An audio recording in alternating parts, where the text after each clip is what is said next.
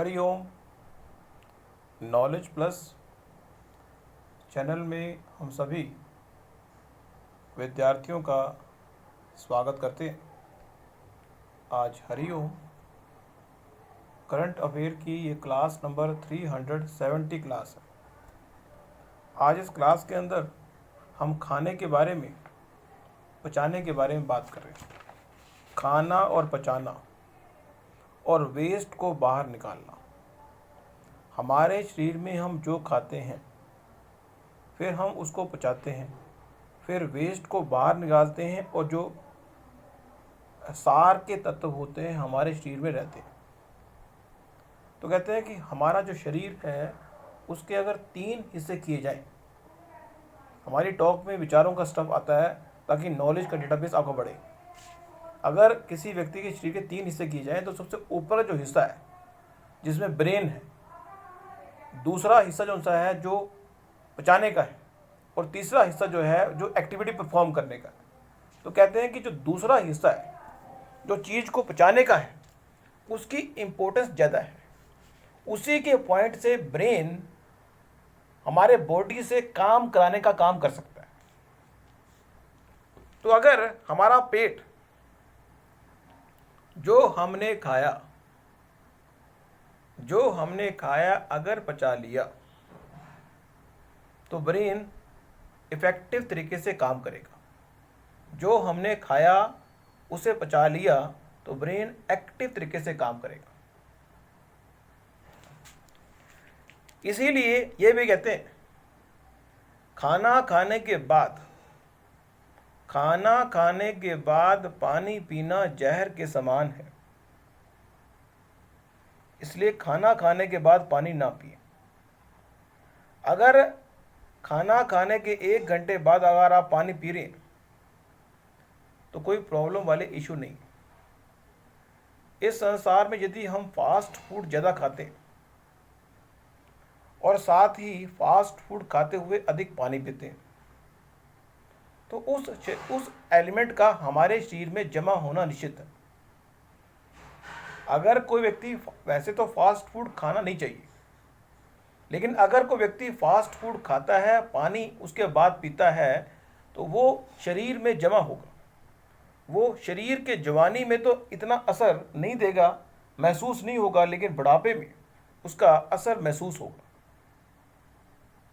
हमारे शरीर के अंदर एक छोटी आंत और एक बड़ी आंत है। जो भी हम खाते हैं हमारे स्टमक में जाता है छोटी आंत में। एग्जाम्पल के तौर पर देखा जाए कि अगर छोटी आंत हमारी 5 मीटर लंबी है और बड़ी आंत लगभग 250 मीटर लंबी है, 2.5 मीटर लंबी है, तो दोनों की दोनों आंत में 7.5 मीटर लंबी आंत के अंदर हमारा जो भोजन है वो ट्रैवल करता है। अब वो ट्रैवल जब करता है उसमें जितनी ठोसता होगी उतना ट्रैवल करना मुश्किल होगा। पहली बात तो हमारे शरीर में कोई चीज़ अगर ठोस रूप में है तो उसको ट्रैवल करना मुश्किल है, लेकिन अगर ठोस रूप में तो है लेकिन हमारे शरीर में लिक्विड की मात्रा अधिक है, हम भोजन में लिक्विड की मात्रा को भी लेते हैं। अब पानी की बात तो करेंगे। पानी भोजन खाने के बाद कम से कम पिए। कहते हैं खाना खाने के बाद पानी जहर के समान है। पानी रे पानी तेरा रूप कैसा, पानी रे पानी तेरा रंग कैसा, एक पॉइंट कहा गया है। कहते हैं पानी जो है जिस एलिमेंट के साथ, जिस प्रोडक्ट के साथ वो मिल जाएगा उस तरह का व्यवहार दिखाएगा। तो हमारे शरीर में पहला कंसेप्ट है कि हम पानी कम पिए। दूसरा कंसेप्ट है यदि हम फास्ट फूड खाते हैं तो पानी इतना पिए ताकि फास्ट फूड को हमारे शरीर से वेस्ट के रूप में बाहर निकलने में प्रॉब्लम ना आए। और खाना खाते हुए जितने हैं दांत उतनी बार खाने को चबा लें। अगर दांत 20 हैं तो 20 बार चबा लें, अगर दांत 32 है तो 32 बार चबा लें। ये चीज़ बड़ी ऑथेंटिक लगती नहीं है कि हम 20 बार खाना क्यों खाएं, चबाएं। जब व्यक्ति जवानी में होता है तो वो कहता है ये 20 बार क्या, मैं तो 2 बार खा के हजम करता हूँ।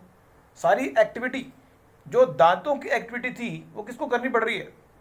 हमारे शरीर की छोटी आंत बड़ी आंत को करनी पड़ रही है।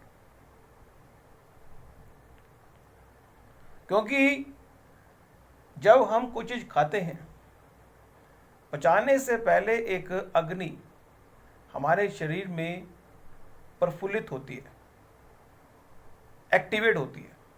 वो हमारे शरीर के सभी जो तत्व हमने खाए हैं उनको जलाती है,